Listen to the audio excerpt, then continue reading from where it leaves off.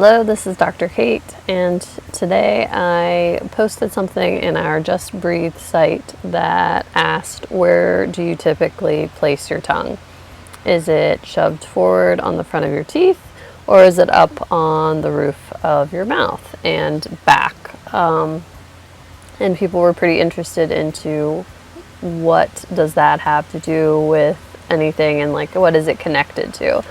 And I had made a video on this a while ago on YouTube because it helps with head placement, because weirdly, where our tongue goes, our body tends to follow. And so with the tongue pressed against your teeth, that is going to make us have that forward head carriage. So if you're doing your rehab exercises and we're cueing you to have your chin back or retracted and your tongue is pushing forward, it's going to be a little more difficult. So if you try right now and you're sitting there, press your tongue against your teeth and feel where your head naturally wants to go. Where does it want to drift? And then take the tongue and bring it up to the roof of the mouth and back, so the whole thing is connected. And feel how that draws your head back. So that is a really interesting connection as to your body going where something we probably don't think much about our tongue. And I actually just took a course on the tongue with Dr. Perry Nicholson with Stop Chasing Pain, and he had a ton of great stuff on there. And I took it with the intention that I would use it with patients for all sorts of musculoskeletal things, but I wanted to also tie it into my pelvic floor work because as I talked about in a previous podcast, the orofacial opening and the pelvic floor are connected. They're connected via fascial patterns, fascial trains, and they're also connected via an embryological connection. So when we're developing as an embryo, about day 15, we have two little depressions in the embryo. One for your mouth, the jaw opening, and then one for your pelvic floor area. And as you develop and as you grow, those two areas separate because your spine is growing in between, but they're still connected. Another way we can see that connection is by, if you're having trouble engaging your pelvic floor or relaxing your pelvic floor, I'll sometimes have people suck on their thumb and then blow on their thumb. When you suck on your thumb, your pelvic floor will engage slightly, lift. And when you blow on your thumb, you'll feel it drop. Not everyone retains that reflex, but a lot of people do. So you can try that. Blow on the thumb, feel it drop. Suck on the thumb, feel it lift. And that's not just for women. Men and women develop exactly the same way embryologically, and there is a connection for both. So that's why when you're nursing a baby, they're not going to go to the bathroom while they're nursing because they're sucking, and their sucking reflex prevents that because it's engaging the pelvic floor. With the fascial connection, from one place to the other, we've got the tongue fascially connected to the sternocleidomastoid, a very long word of a muscle, but basically it goes from your sternum, clido, clavicle, your collarbone, to the mastoid, way up at the top behind the ear and jaw. So when you turn your head and lift it, you're going to see that muscle pop out. When you contract both sides of those, the right and the left SCM muscles, you get that forward shift of the head. And so the tongue is fascially connected there, and it's fascially connected to the strap muscles of the neck, so the musculature at the front of the neck. And then, as we said before with the anatomy trains, it goes down connecting into your diaphragm, your breathing muscle, and then it's connected to your hip flexors, to your pelvic floor, to your inner thigh, all the way down to your a muscle in your shin, behind your shin, and then into the foot. So that's why we see that connection. Foot issues, pelvic floor issues, jaw issues, they are all can be connected, even though they seem like they are not remotely related to one another, but they can be.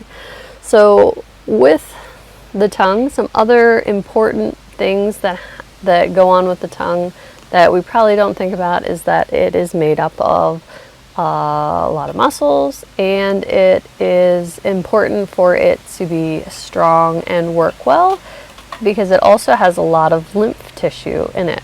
So if you've heard me talk about lymph before, if lymph is stagnant, it's going to leave you inflamed. So if you feel like you have a swollen tongue or puffiness to it, that would be swollen lymph tissue, and it's a stagnation of the lymph fluid, so it's not draining properly. And where that lymph fluid should flow into are these glands underneath the jaw line, and different parts of the tongue drain into different areas and then go, filter down and through the neck, headed towards these main trunks right at the collarbone that are the main highway for how your lymph flows. So if this is getting stagnant in the tongue, it's going to, directly affect how the flow of lymph fluid is in your neck, into your collarbone, behind your collarbone, and affect how our neck feels in a very profound way. Another cool thing with the tongue is that the tongue placement that I talked about earlier, with it being pressed to the front of the teeth, so it's hitting more of your hard palate. When it does that, because of its nerve innervation, it is going to make us more in the fight or flight mode of our nervous system. And when we draw the tongue up and back along the soft palate, that is going to help us switch into that rest and restore mode of your nervous system. So very important in healing and those kind of things, because it's very hard to heal and rest when we are in fight or flight. So if it's something as easy as moving your tongue placement to help facilitate that switch from fight or flight to rest and restore, I think it would be a no-brainer to start incorporating that into your day-to-day. So it's something super easy that you can do, that you can kind of, now that you've heard it, now that you know it, you're probably going to notice throughout the day, oh, my tongue is really pushing against my teeth and I need to draw it up and back. And it's a muscle like any other, so if it's new to you and you haven't done it, it's going to fatigue quickly, and you'll just have to slowly build that muscle memory and that strength in your tongue to make it be more healthy. Another thing about the tongue is that it would be very hard to have that proper tongue placement with being a mouth breather. And we want the tongue up to the roof of the mouth and back towards the soft palate, and that really wouldn't be possible with having your mouth open and being in a mouth breathing state. And there are other reasons for wanting to use nose breathing instead of mouth breathing. Nose breathing helps to, filter the air, keep you healthier. It moistens the air as it comes in. It facilitates inhalation of nitric oxide, which is a vasodilator, and helps transport oxygen throughout the body. It also helps you engage your diaphragm, and if you've watched any of my other podcasts, we love breath work and we love helping to engage the diaphragm. It helps with core work. It helps with stabilization of the spine. It ties right into our hip flexors and our pelvic floor. It also helps to stimulate the vagus nerve. Another interesting point there is the vagus nerve, which is that switch from parasympathetic to sympathetic and back and forth, is that vagus nerve stimulation, and we can get that through diaphragmatic breathing. There's also a vagus nerve branch that innervates the tongue. So there is a connection there as well. So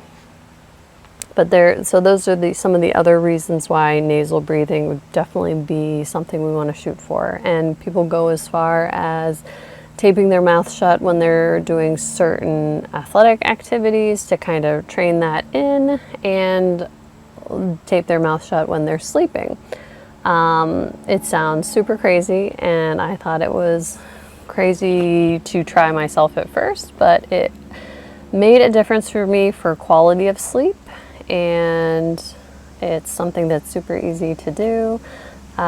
Some people say that they can't breathe through their nose because of, broken nose or deviated septum or that type of thing. But I think a complete blockage of your nasal pathway is very rare, and you probably can breathe through your nose a lot better than you think you can if you train it and you practice it and you work on it. So I encourage you to, if that is where you're at, where you just find it's difficult to breathe through your nose, I encourage you to practice it, because it is a skill that you can work on and make better. And it will help with your tongue connection, and we know that the head goes where the tongue goes, and it can definitely affect the whole chain all the way down.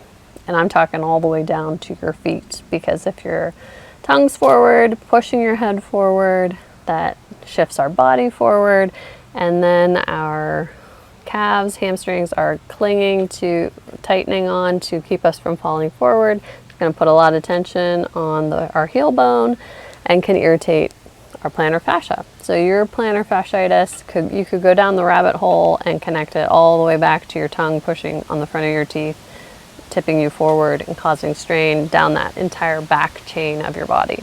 So there are a lot of different obscure connections that can definitely be holding you back from rehabbing an issue if you don't check all the different areas.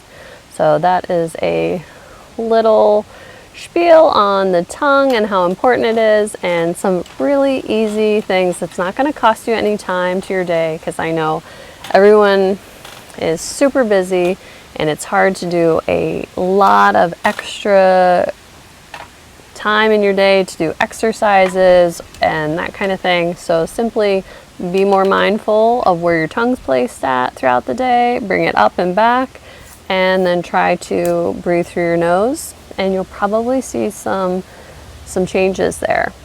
And you can also, I would invite you and encourage you to take a look at your tongue, see if it has a coating on it, if it's got like a whitish coating, what color is your tongue. If it's purplish, it's an indicator of inflammation, and if you have teeth marks in it, it's an indicator of some weakness in the muscles. So there are a few different things you can look for on your tongue to see if there's something you need to work on. So all very interesting stuff and not too hard to tackle. So if you have any questions, let me know. I'd be happy to answer them.